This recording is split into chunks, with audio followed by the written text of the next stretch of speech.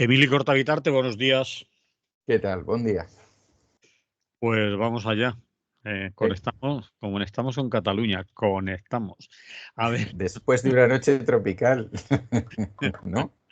en También fin, en el país valenciano, igual, sí, noche tropical. Bueno, aquí pues también. eso, ya Aquí los está. días, las noches y las siestas y el Y de todo. almuerzo, todo es Sí, tropical. sí, sí, sí. Una Pero no hay fiesta. cambio climático ni nada. No, eso no tiene que No. ver. A ver, ya que te tenemos ahí, aprovechando la oportunidad y teniendo en cuenta que es el tema mediático que Mm, quizás más nos ocupa, salvando, con permiso de la señora esposa del presidente del gobierno y sus querellas y no querellas, y etcétera. esas Vamos a cosas. hablar, vamos a hablar, aprovechando esta oportunidad, del preacuerdo Partido Socialista de Cataluña, Esquerra Republicana, PSC, Esquerra Republicana. O Ujú. podríamos decir PSOE, Esquerra Republicana, pero en fin, para ser correctos es el PSC. Ellos se Bueno, desde el martes también se puede decir, pero Bien, no sé si se sabe la letra, el texto, si se mm, conoce, si tú lo conoces, si sabemos o estamos hablando, o algunos o algunas han estado, ya no sé si ahora, hablando en el aire de titulares de 4 mensajes, o ya podemos hablar con mm, criterio de lo que se ha acordado entre el PSC, el PSOE y Esquerra Republicana de Cataluña, a falta de la votación del viernes de las bases de Esquerra que lo ujú. validen o no. Estamos hablando de preacuerdo, no de acuerdo. Vamos a ello. Pues sí, el preacuerdo se conoce y esa es otra de las, digamos, partes positivas digamos, o de la actitud, si queréis, transparente de las dos partes, porque es evidente que hay que decir que durante todo este tiempo de negociación ambas partes han cuidado mucho y han respetado mucho el tema de que no aparecieran filtraciones sobre la negociación. Incluso diría más, han optado por no responder a determinadas críticas bastante duras que les venían de otros espacios, ¿no? Fundamentalmente en el ámbito del Estado español, de la derecha y de la ultraderecha, pero incluso también desde sectores dentro del propio PSOE. Mm. Y en el ámbito de Cataluña, fundamentalmente Junts y sus medios afines. Incluso pues con esa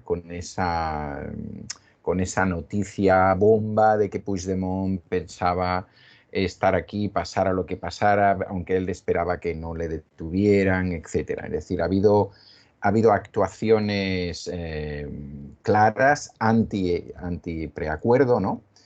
Que posicionaban de alguna, o que trataban de crear conflicto dentro de los dos partidos, ¿no?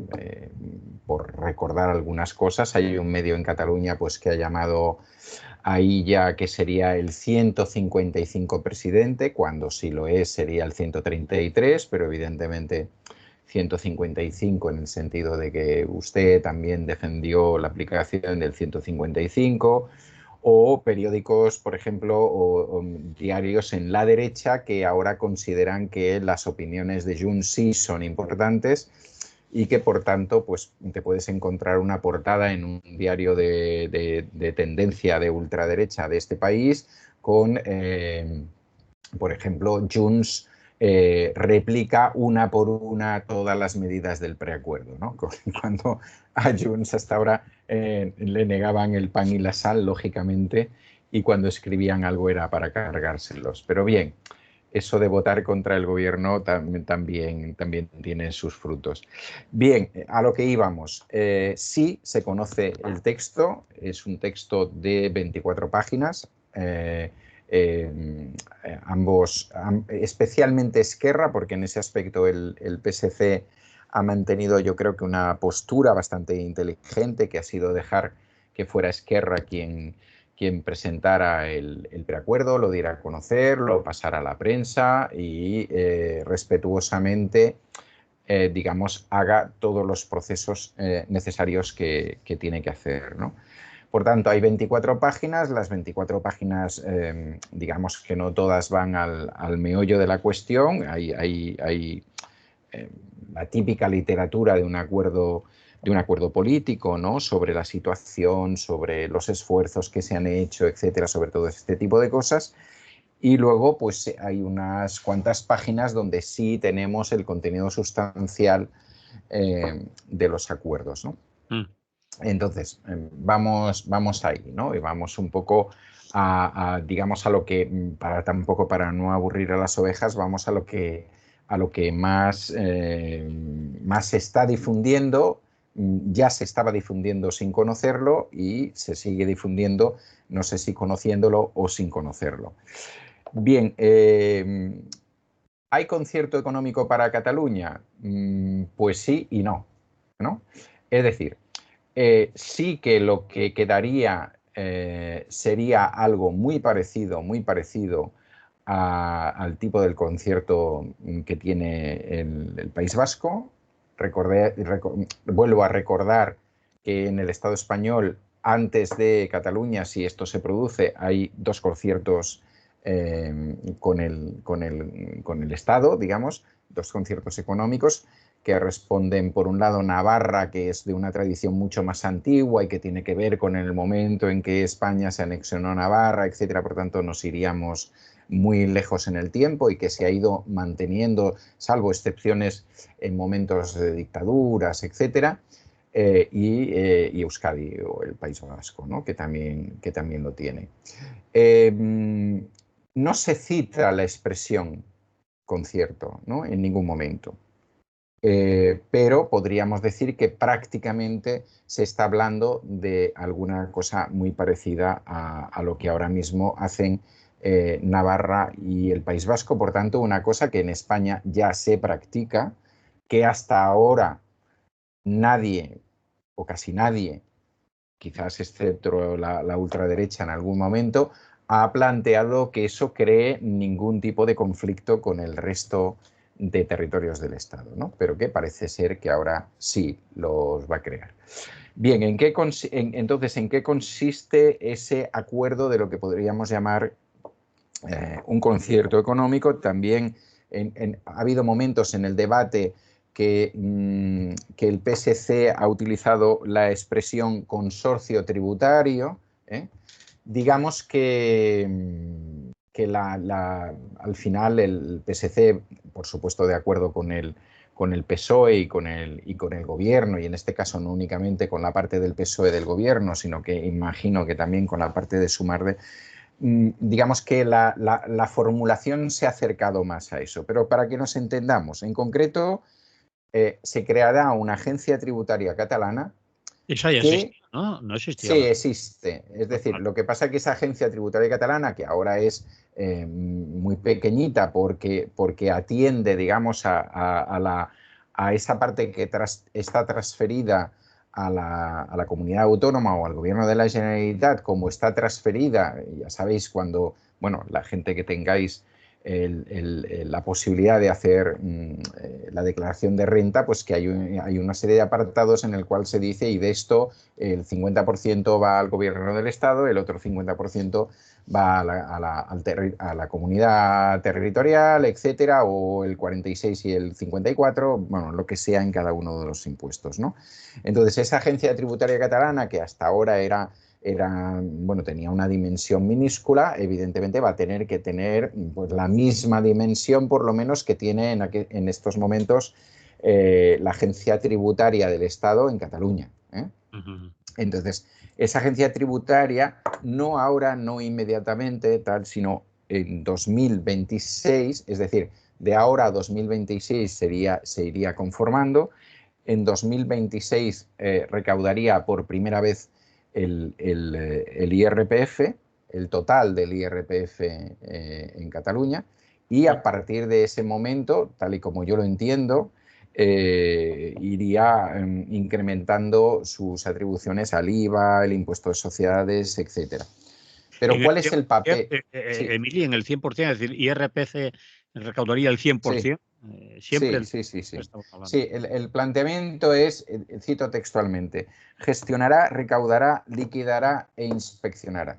Ujú. Entonces, gestionará y recaudará, todo el mundo lo entiende, liquidará, que vamos a la parte otra, ¿no? Es decir, una vez que ha hecho esa, digamos que esa agencia, esa futurible agencia tributaria catalana, si todo va adelante, ha recaudado, hará lo mismo que pasa en el País Vasco, en Navarra, ¿no? Hay una recaudación y automáticamente hay una liquidación. Esa liquidación tiene como dos capítulos, ¿vale? El primer capítulo es liquidarle directamente al Estado los servicios que el Estado presta. Es decir, la parte que se corresponde, por poner ejemplos muy sencillos, pues la parte que corresponde al ejército, la parte que corresponde pues a las cuestiones no transferidas o a las cuestiones en las cuales el Estado ha participado, pues no sé, aunque se transfiera, por ejemplo, los ferrocarriles, que también se hará de una manera muy lenta y ese es un acuerdo que va aparte, pues evidentemente hay unas infraestructuras que han hecho empresas que en su momento fueron empresas del Estado y por tanto corresponde pagar todo eso. Es decir, que automáticamente se pagará la parte que le corresponde al Estado, es decir, y en segundo lugar, y se dice textualmente, claramente, se pagará la cuota de solidaridad con el resto del Estado. Es decir, Cataluña no, digamos, el gobierno de la Generalitat no se quedará la pasta, sino que el gobierno de la Generalitat se quedará la parte que le corresponde, pasará la parte al Estado por los servicios prestados y pasará también al Estado para su redistribución en la parte de la cuota de solidaridad.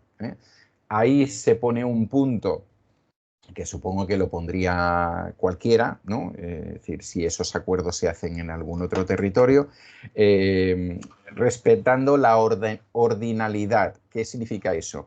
Ahora mismo las comunidades autónomas o los gobiernos de los territorios tienen un orden hecho de manera científica, evidentemente, en cuanto a la renta per cápita.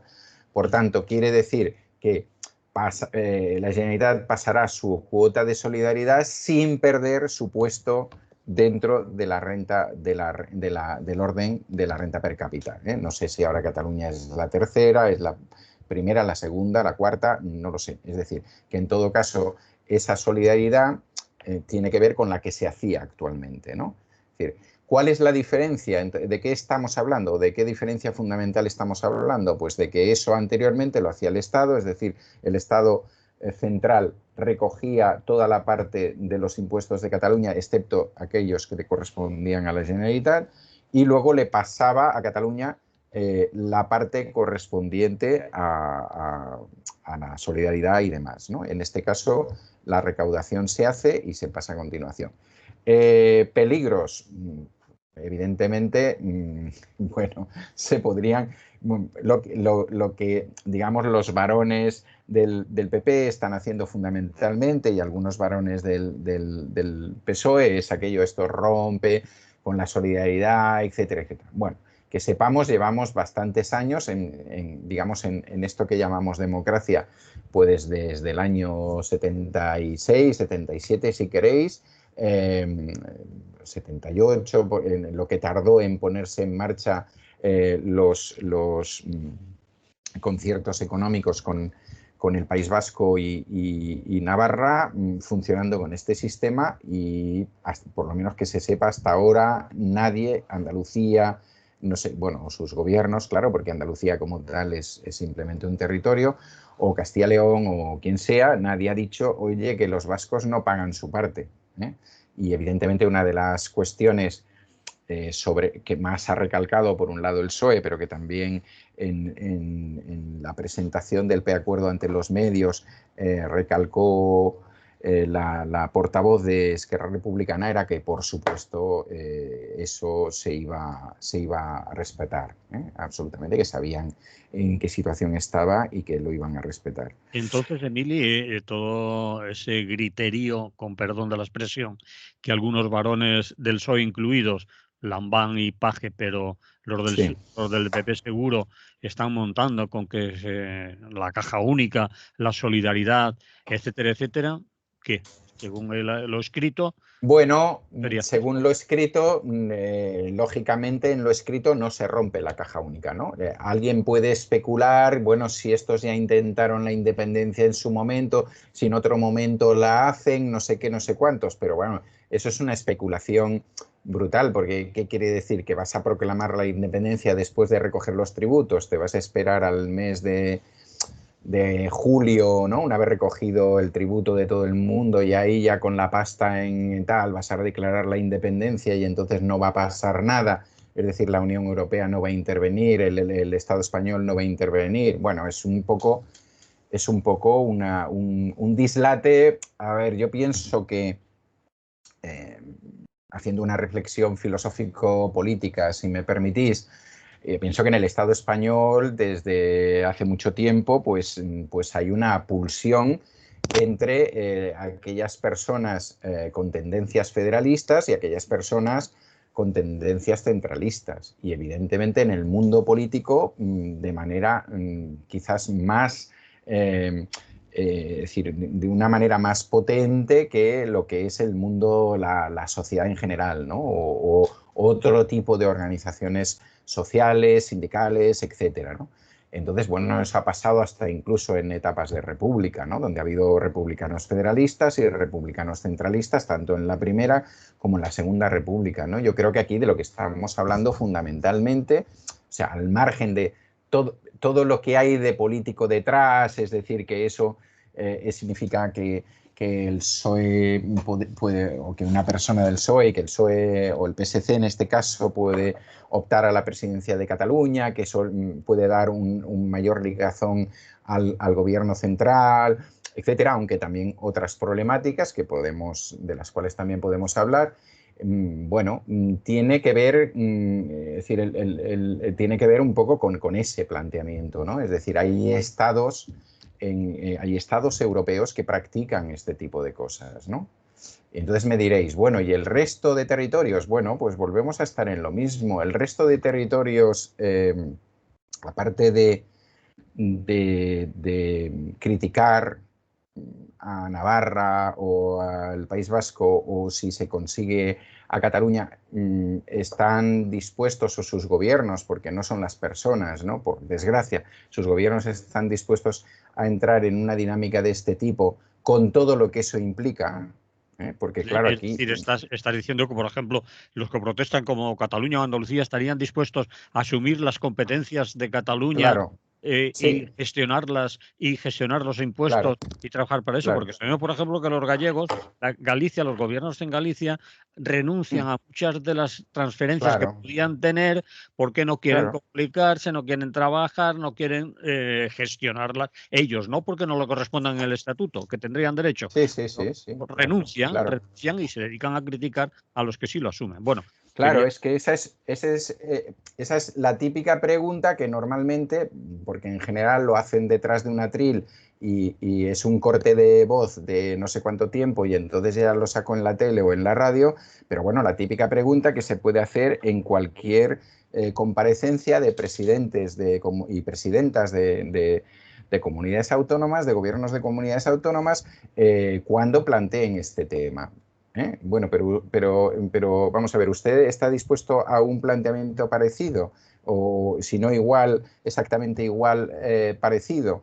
¿Están dispuestos a asumir determinadas cosas que ahora mismo no asumen y por tanto la historia es quejarse de lo que el gobierno central no hace, etcétera, ¿no? Es decir, que claro, aquí estamos, es decir, tanto Navarra como voy a decir una cosa que no me gusta especialmente, ¿no? Que tengan policía propia. Vamos, la policía es una de las cosas que yo considero que no, pero lo pongo por poner un ejemplo fácil, es decir, tanto Navarra, País Vasco como Cataluña tienen policía propia. ¿Alguien impide a otro territorio tener policía propia y por tanto dejar de esperar que el Estado le envíe la policía necesaria o el no sé qué? ¿Alguien quiere llegar mucho más allá en sus competencias respecto a la sanidad y sobre todo respecto a todos los temas, a toda la derivación de temas sociales. Alguna tiene un interés por hacer una ley propia de vivienda y tal. Claro, aquí estamos, aquí estamos. Entonces, evidentemente, en Cataluña se produce todo esto después del conflicto de 2017.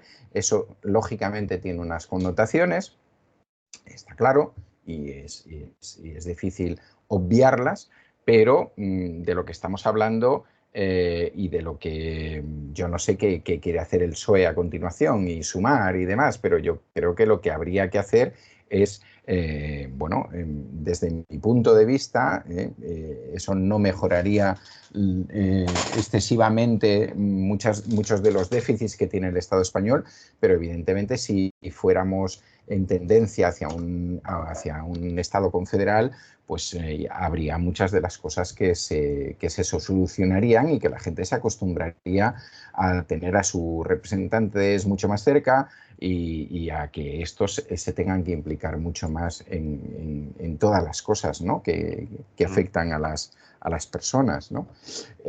Claro, lo que pasa que lo que es muy fácil es eso, es decir, no, a mí no me pases esta transferencia, pero yo luego te digo que lo que estás haciendo con el gobierno o lo que puedes llegar a hacer con el gobierno de la Generalitat, eso es romper la solidaridad. Bueno, además, precisamente este ejemplo en un momento después de lo que ha pasado con el tema de los menores inmigrantes, ¿no? Es decir, bueno, pues genial, ¿no? Genial que hablemos de solidaridad en este caso. Entonces, claro, ahí se acumulan, de alguna manera es un debate que es muy complicado porque digamos que se acumulan todos los bulos y fakes del mundo mundial, ¿no? Es decir, o del mundo mundial o de la España, ¿no? Es decir, estos son los más ricos, ahora encima se quieren quedar, bueno, pues ya resulta que no son los más ricos, ¿no? Que hay otros en renta per cápita que son más ricos y no sé qué, tal. Bueno, todo este tipo de cosas, ¿no? Bueno, eso está ahí, ¿no? Ahí el acuerdo tiene otros aspectos bastante favorables o más bien propuestos por Esquerra Republicana, como sería que hubiera una consejería de la lengua catalana, ¿no? De tal. Esquerra también ha planteado que se siga manteniendo una consejería de feminismos y otra de acción exterior, que supongo que son las consejerías que quieren, junto a alguna otra más. También está escrito que haya una convención nacional por la resolución del conflicto, es decir, que los diferentes partidos catalanes participen de esa convención que en principio presidiría Esquerra Republicana, bueno, y algún tipo de cosas semejantes, ¿no? Pero el meollo de la cuestión un poco está en esto. ¿Cuál es la situación? Pues evidentemente la situación es, por un lado, una rueda de prensa de presentación del preacuerdo por parte de Esquerra Republicana, en la que estaban detrás de la portavoz prácticamente la mayoría de las personas significativas de la ejecutiva de Esquerra Republicana, quizás excepto Junqueras, que no quiere decir que esté en contra, porque es uno de los que más lo han defendido. A continuación, al día siguiente, se produjo una ejecutiva de Esquerra Republicana en la cual el planteamiento era que la rueda de prensa era sobre la ejecutiva, sí. Se dijo que por prácticamente absoluta mayoría se había aprobado el preacuerdo, que sepamos a nivel público solamente ha aparecido una persona, una diputada en el Congreso Estatal, en el Congreso de los Diputados, que ha votado en contra y que se ha posicionado en contra. Nadie más hasta ahora. Y durante estos días, ahí hasta el viernes, destacados militantes, miembros de la ejecutiva de Esquerra Republicana, están visitando los diferentes locales y sedes para explicar el por qué consideran que es positivo ese acuerdo, ¿no?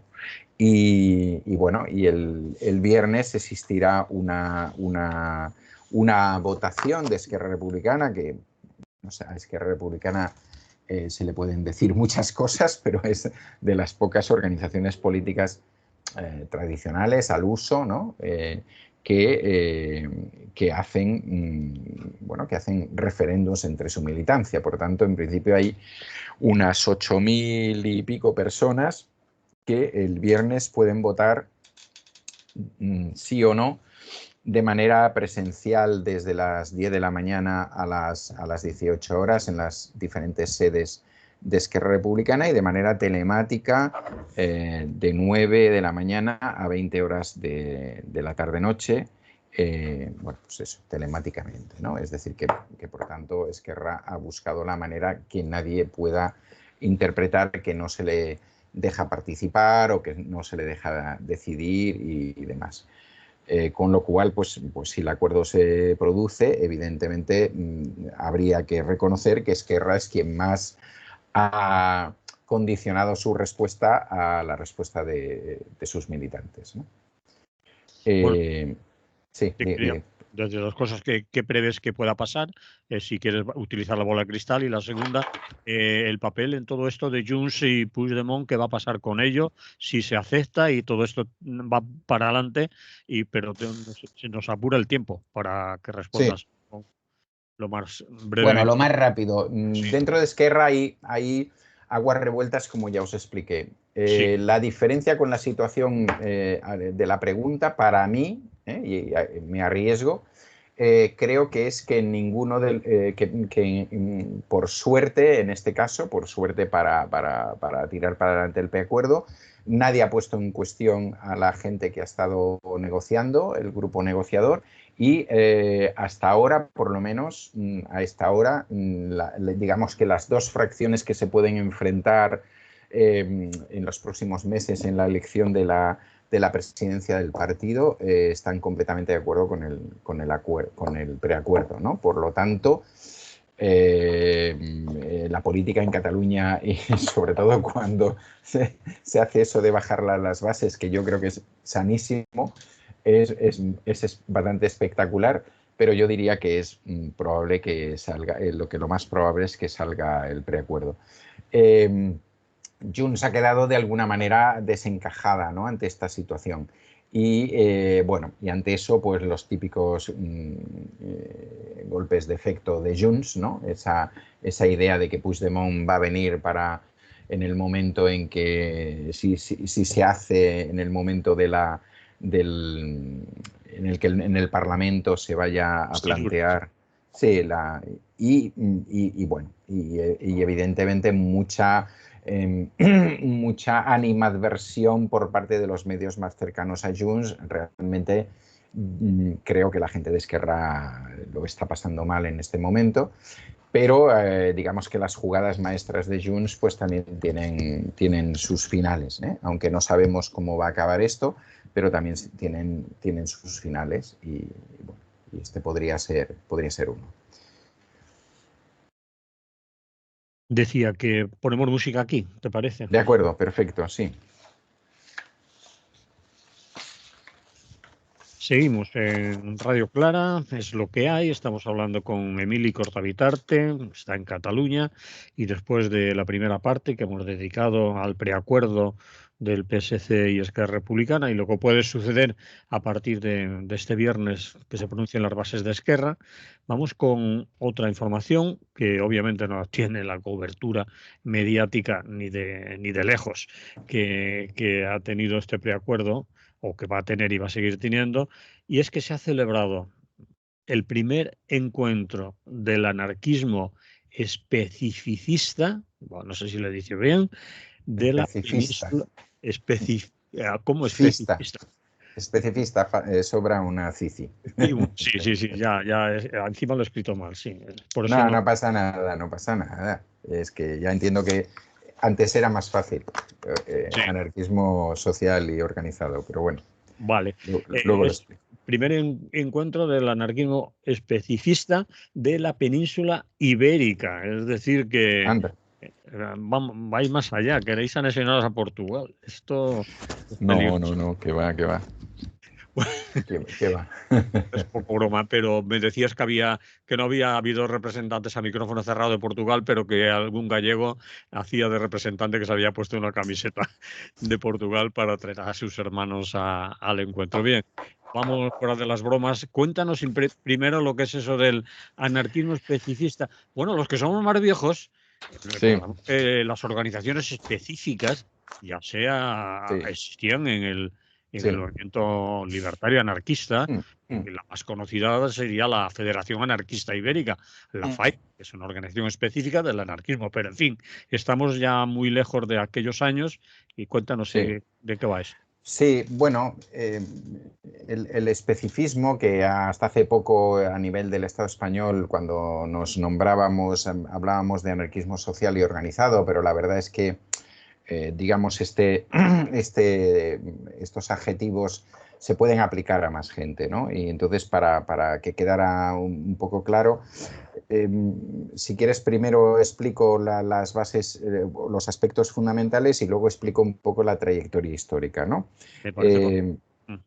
las bases fundamentales serían que se trataría de una organización de gentes que se consideran anarquistas, pero que aparte de considerarse anarquistas, se han puesto de acuerdo en un programa político o en una línea política. Es decir, que no solamente juntan a personas por el hecho de que se llamen a sí mismas anarquistas o libertarias, sino que esta gente se somete a una discusión o ya se ha sometido a una discusión y por tanto la gente que entra tiene conocimiento desde el primer momento de cuál es el programa político de esa organización. Por tal, eso quiere decir cuáles son sus objetivos, tanto finales como a medio, a corto plazo, cuáles son sus principios ideológicos, cuáles son también, junto a eso, sus códigos de funcionamiento, ¿no? Por ejemplo, pues en el caso de EMBAT, donde yo estoy, hay un código ético, hay un código antipatriarcal, etcétera, que obligan de alguna manera a todas y todos sus militantes a cumplirlo, no únicamente cuando están en la organización, sino cuando en su vida cotidiana, ¿no? El otro aspecto que es fundamental, es decir, por tanto, hay un programa. Hay un programa y hay una serie de códigos de funcionamiento, ¿vale? Cosa que no pasa en el conjunto del anarquismo, ¿no? Eso sería lo que nos diferenciaría. Luego entro en aspectos, ¿no?, del anarquismo, si quieres. El otro tema que también diferencia es que en general, mayoritariamente, al menos todos los que conocemos, y si no, pues ya veríamos qué pasaba, todas las organizaciones que nos reclamamos del especificismo, planteamos que nuestras militantes tienen lo que podríamos llamar una doble militancia o, entendido de otra manera, están obligadas a tener una inserción social y sindical, ¿no?, o social laboral, o como lo queráis llamar. Es decir, que esas personas no están únicamente en la organización anarquista y no se dedican únicamente a la organización anarquista, sino que es prioritario que tengan una militancia a nivel social, en su barrio, en los movimientos ecologistas, en el feminismo, en tal o cual sindicato, etcétera, y que por tanto tengan una inserción de base fundamental. No queremos personas dedicadas exclusivamente al anarquismo, no queremos personas dedicadas únicamente a la teoría sobre el anarquismo, ¿no? ¿Y cuál es el objetivo de todo eso? Pues el objetivo de todo eso es que nuestras organizaciones, en principio, deben contribuir a que esas organizaciones de masas sociales y potencialmente revolucionarias acaben creando lo que llamamos un pueblo fuerte y sean esas las organizaciones que lleven a cabo el proceso revolucionario, ¿no? Por tanto, una de las cosas que pasa y que alguna gente nos dice, pero ¿qué habéis hecho? ¿Dónde estáis? Es que en general estas organizaciones no tenemos una tendencia a atribuirnos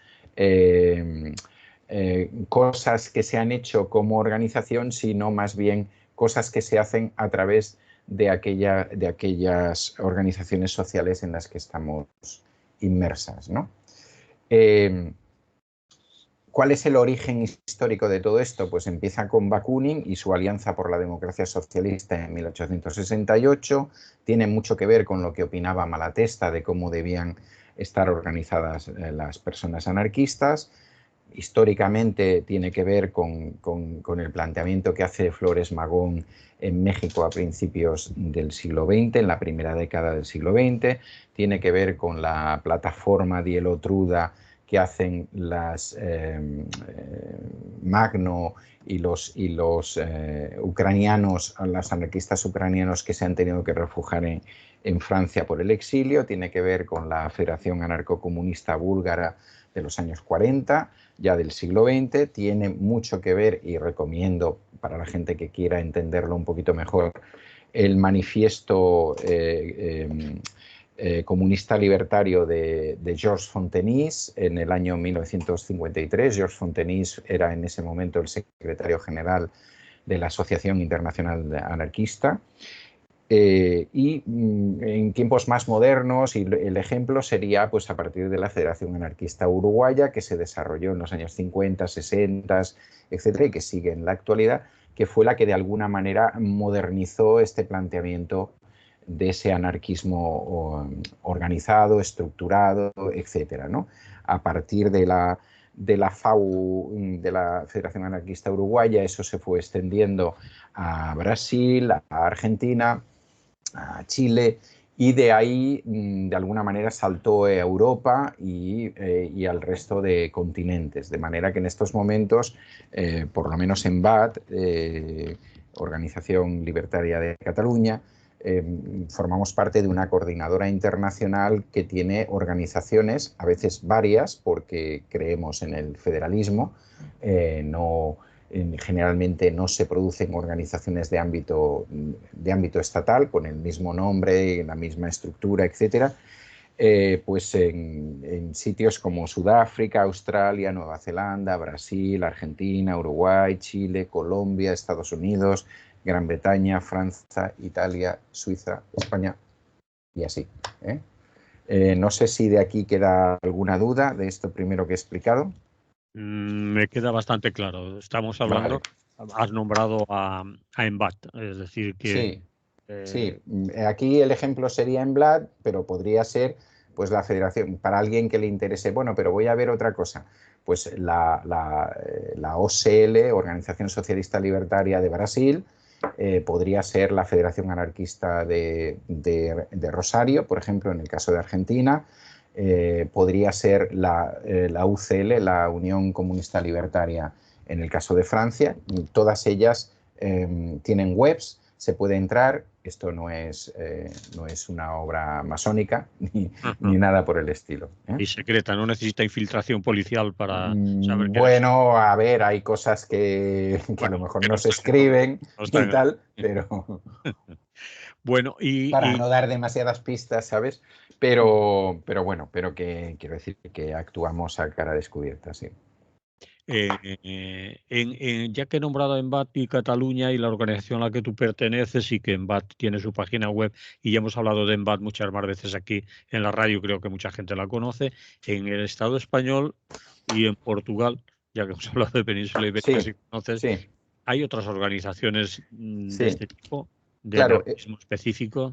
Sí, eso es lo que de alguna manera pretendíamos con ese encuentro, ¿no? Hay que decir que ese encuentro se produjo en Cataluña, en una antigua colonia industrial, que ahora sería una colonia postindustrial, es decir, donde hay un proyecto muy interesante que se llama Calafou, que está en la comarca de La Noya, y hay que decir que ese encuentro, aunque se hizo en Cataluña, estuvo fundamentalmente protagonizado, hablado, discutido, planteado desde hace un año por dos organizaciones especificistas, probablemente las que están ahora más consolidadas, que son EMBAT en el caso de Cataluña, y perdón por ponernos en primer lugar, y LIZA en el caso de Madrid, ¿no? Que sería otra de las organizaciones que responden al especificismo y que tienen, digamos, un número de militantes y una trayectoria que nos permite hablar en un tono, digamos, de igual a igual, de confraternización y tal. Y junto a ellos, o junto a las dos organizaciones, ha participado el medio de comunicación Regeneración Libertaria, que hasta hace poco era un medio, como si dijéramos, más ecléctico, y que en los últimos meses ha pasado a ser un poco el órgano de expresión de este anarquismo, ¿no? De esta manera de entender el anarquismo, ¿eh? Y luego también estuvieron invitadas dos organizaciones juveniles, la Federación de Estudiants Llibertaris de Cataluña y también BATSAC Juventuds Llibertàries, que también es de Cataluña, es una organización juvenil. La primera dedicada al mundo de la enseñanza, como os podéis imaginar, a los estudiantes y las estudiantes, y la otra, pues una organización juvenil en la que hay estudiantes, pero también hay otras gentes, ¿no? En el caso de estas dos organizaciones, digamos que la FEL, bueno, van a hacer sus propios congresos y demás, y vamos a ver si en un plazo relativamente corto se decantan también por esta manera de entender el anarquismo y se vinculan de alguna manera a esta corriente, ¿no? Aparte de estos, que formarían parte, digamos, un poco de la estructura principal, estuvo invitado un representante de la Unión Comunista Libertaria de Francia y también Apoyo Mutuo de Aragón, que no está estrictamente en la tendencia especifista. Ellas de alguna manera se definen más como confederalistas democráticos, más en la idea de lo que está pasando en Rojava y demás, pero que mantenemos una importante relación, vinculación. Ellas nos invitan a sus congresos y demás, y bueno, pues por nuestra parte también lo mismo, ¿no? Y luego había personas o grupos de personas más bien de Galicia y de Andalucía que están en procesos incipientes y que por tanto querían estar allí, explicar su situación, aprender, establecer contactos, etcétera, ¿no? Si quieres te explico un poco. Sí, porque nos quedan 5 minutos como mucho. Vale, bueno, pues el encuentro se distribuyó en 2 días o en día y medio, si quieres. El sábado por la mañana se presentaron las organizaciones en un tiempo de 15 minutos, es decir, qué son, cómo se formaron y sobre todo dónde actúan, y qué es lo que han hecho en los últimos años o en el último año. Luego una presentación también de las organizaciones invitadas o de las personas invitadas en ese sentido, que habían pedido estar porque están en procesos incipientes, ya con un tiempo un poco menor de intervención. Y luego se procedió éramos, bueno, eso no lo hemos dicho, entre 70 y 80 personas, los momentos más álgidos con 80 personas y 70 apuntadas y que estuvieron los 2 días, ¿no? Entonces se dio voz a la gente, estuvieran organizadas o no, pues para que plantearan preguntas sobre cosas que no habían entendido, que querían entender mejor, y también para que para que hicieran planteamientos a aquellos que fueran, ¿no? Y se fue, digamos, de alguna manera tomando nota y dejando para una nueva reunión que hubo el domingo por la mañana. Entonces, la tarde hubo una intervención de un compañero que es de la OSL brasileña, que estuvo explicando con preguntas cómo ha sido el desarrollo del anarquismo en Brasil y en concreto del anarquismo especifista y de la OSL. Y posteriormente se hicieron 2 talleres, uno sobre crítica y autocrítica y otro sobre comunicación oral. Y luego, después de cenar, pues socialización, diversión, etc. Y el segundo día se centró en que las organizaciones explicaran cuál había sido, de manera más concreta, cómo intervenían, es decir, cómo actuaban en esos medios, ¿no? en los movimientos sociales, etcétera, de qué manera lo hacían, que explicaran un poco más extensamente cuáles eran sus principales intervenciones. A modo de ejemplo, pues pues la gente del ICE explicó su intervención en un barrio de Madrid en concreto, o la gente de EMBAT explicaron su participación en las escuelas feministas en Cataluña o en el sector de la vivienda, ¿no? Cómo se intervenía, de qué manera, desde qué posiciones, etcétera. Y luego se produjo un debate, primero sobre esto mismo y luego ya un poco sobre qué hacer a partir de aquí, ¿no? Y entonces el qué hacer, pues la mayoría de las intervenciones, especialmente de las intervenciones más individuales, eran que había que seguir adelante, que había que constituir una organización de ámbito estatal, etcétera, y de alguna manera las representantes de las organizaciones ya consolidadas pues hablaron más bien de confederalidad, de ir respetando los ritmos de las organizaciones, de ayudar a crear estas organizaciones en otros lados que luego dieran lugar a un modelo confederal en todo el Estado y también en Portugal, si así lo deciden en Portugal, evidentemente, porque hay alguna relación con alguna organización incipiente. Y por último se hizo un saludo a una de las organizaciones hermanas, que es Black Rose de Estados Unidos, y que la semana siguiente hacían un congreso y por tanto se les grabó un vídeo en el cual se les daban ánimos y se les apoyaba desde aquí, ¿no? Y eso fue un poco ahora es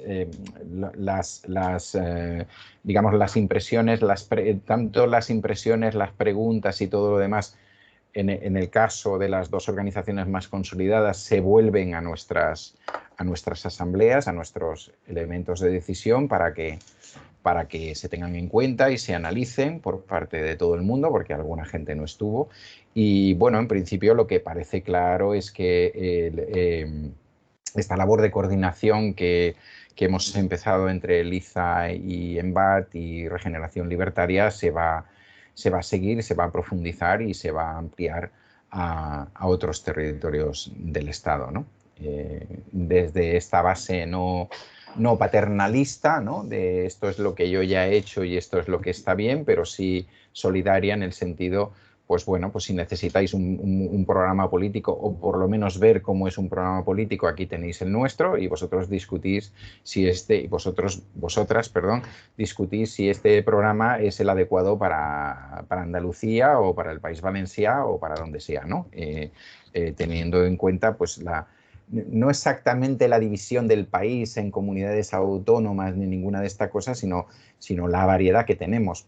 En concreto, pues, por ejemplo, la compañera que intervino de Galicia, pues habló eso de que Galicia es un territorio mucho más ruralizado y que, por tanto, había que hacer, digamos, otro tipo de actuaciones de las que se podían hacer desde sitios como puede ser Madrid, por ejemplo, ¿no? Muy absolutamente urbanizado, no Madrid ciudad, sino todo el territorio de la comunidad autónoma, ¿no? Y entonces, pues bueno, este tipo de anarquismo evidentemente tiene que tener en cuenta estas cosas, es decir, hay cuestiones que son genéricas, como cuáles son los objetivos finalistas y tal, y luego las cuestiones que tienen que ver en cómo aterrizamos en el territorio no puede ser paracaidismo, ¿no? No podemos ir con recetas iguales para todos los territorios, para todos los momentos y para todas las situaciones, ¿no?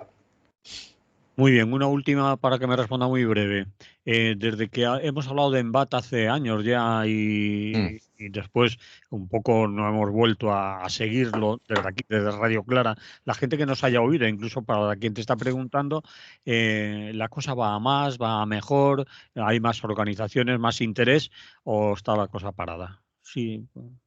No, yo creo que la cosa va más, que evidentemente hay que tener en cuenta que a ver, no sé si voy a ser muy corto, pero voy a intentarlo. Hubo intentos en los años 90 a partir de algo que se llamó Alternativa Libertaria, que finalmente no cuajó. Hubo intentos a partir de este nuevo siglo a partir de apoyo mutuo. En principio florecieron apoyos mutuos en diferentes territorios del Estado, pero al final eso también de alguna manera fracasó. Es verdad, yo creo que lo que hasta el momento dura más y persiste más es la propuesta de EMBAT en Cataluña. hay que tener en cuenta que tanto nuestra propuesta como otras que surgían en otros territorios del Estado han tenido un enemigo muy potente que ha sido todo el tiempo de la pandemia. Hay que reconocer que en el caso de EMBAT, como ya teníamos bastante agilizado, nos ha servido mucho para hacer videoconferencias y para cerrar aspectos teóricos que de otra manera probablemente el día a día nos hubiera dificultado. Y yo creo que estamos ahora en un proceso no solamente en BAT, sino como digo, un poco este tipo de anarquismo, el anarquismo especifista. Estamos en un momento yo creo que de relanzamiento a nivel de bastantes territorios del Estado español, ¿no? Y desde luego hay una parte que conocéis menos, que es lo que trabajamos como en BAT o como LIZA, y en qué sectores trabajamos y cómo lo trabajamos, ¿no? Pero que vamos a seguir un poco en esa línea. Es decir, no somos militantes únicamente de nuestra organización, ¿no? Y no queremos serlo únicamente de nuestra organización. Muy bien, si tal volveremos a hablar de este tema, por lo menos de vez en cuando, para no tenerlo olvidado, y de momento tenemos que acabar. Emili. Muy bien.